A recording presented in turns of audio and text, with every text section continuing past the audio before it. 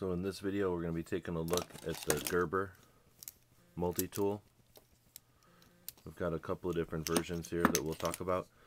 This one's the long nose version with locks. And then we've got a regular plier version, again with the locks. Gerber tools are great.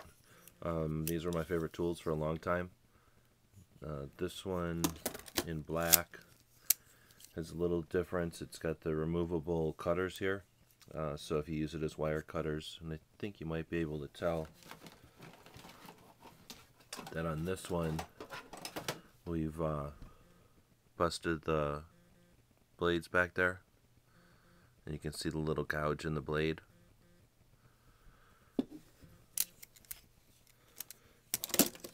You basically have these 3 rivets, and the center 2 are the release. They're spring loaded, and they release it and allow it to slide on the handles, and then the head of the pliers kind of travels up through the handles, and once everything meets at the fulcrum there, everything can open.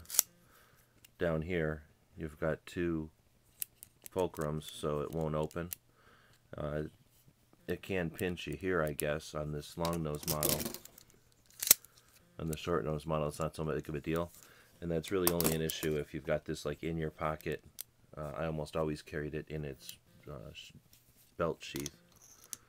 The belt sheath for this one looks like this. It was made in China. Not very good.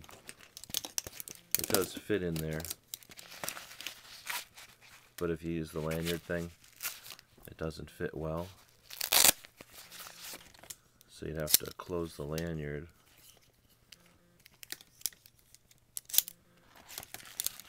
Now once you close the lanyard, it does fit closed fairly well.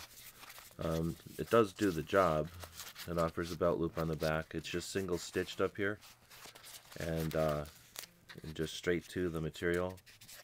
The material's alright, it's nylon, but it's fairly weak nylon. It's sewn through the nylon and the backing material. But the thing I liked least about it was the Velcro closure. It's solid, but it makes a lot of noise every time you open it. Velcro does wear out at some point, and then it's worthless, and just not strong enough, in my opinion, for a valuable tool, and a heavy tool like a multi-tool. I'm never a fan of having a large logo on the outside like that too. I mean, unless you're really into looking like an advertisement, that just is annoying for me. Otherwise, it's a real comfortable tool, and that's why I liked it over the original Leathermans. This isn't a Leatherman, but this is how the originals were, and they would offer the sharp part of the channel on the outside when you're using it as pliers, and that would hurt your hand or be uncomfortable or pinch you. And then when you were closing it, it was possible to get pinched with the 2 sharp edges coming together there. Didn't happen often. It usually happened once to somebody and then they never did it again, but it could happen. So with the Gerbers, you got away from that. Now you can get pinched by the Gerbers as well. They're big and they've got some sharp sides, but overall the curves part of the channel is on the outside when you're using them as pliers. They're very strong pliers, or they are very strong pliers, and they offer some decent tools inside. These are the kind that I call the inside tools. In other words, when it's closed, when you first pull it from its belt sheath, there's no tools available to you. You can open it and get the pliers. That's your first line of tool. But then to get all these secondary tools, you really need to open it and get inside. So now we're sitting here with the tool open and the tools coming out from the middle.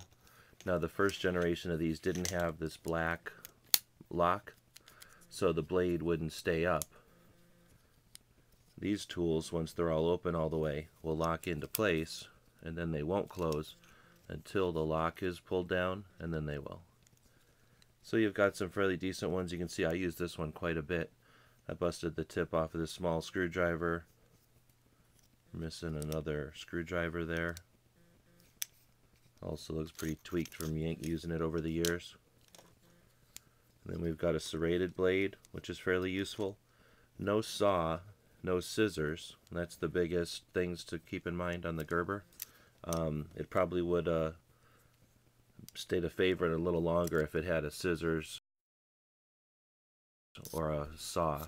The serrated blade is nice and it was used, but having both a regular blade and a serrated blade on something like this, at least for my uses, is overkill. I didn't need two blades. I would have used a saw occasionally.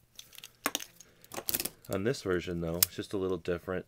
They're all different, set up differently inside, and this one's either a military or a EOD version, I forget.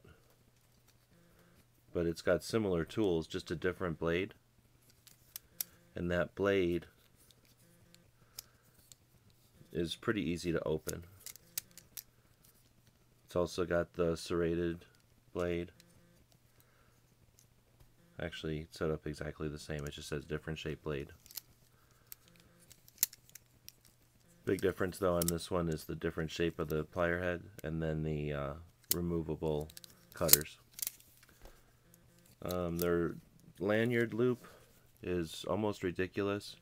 I mean, it sticks out quite a bit there, you can see. It offers a great hole, sure, and I'm not sure if it was supposed to be another tool, but it's got this sort of menacing little hook on the outside, so when it's open you've got this little thing to contend with poking you all the time.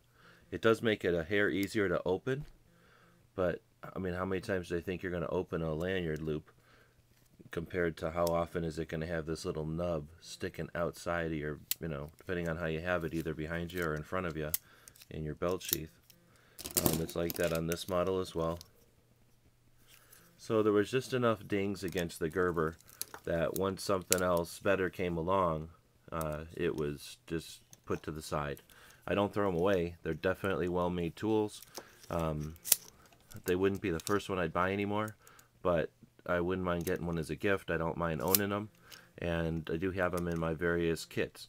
It's not something I carry with me every day, but if I had to use one in an emergency, I know I could depend on them.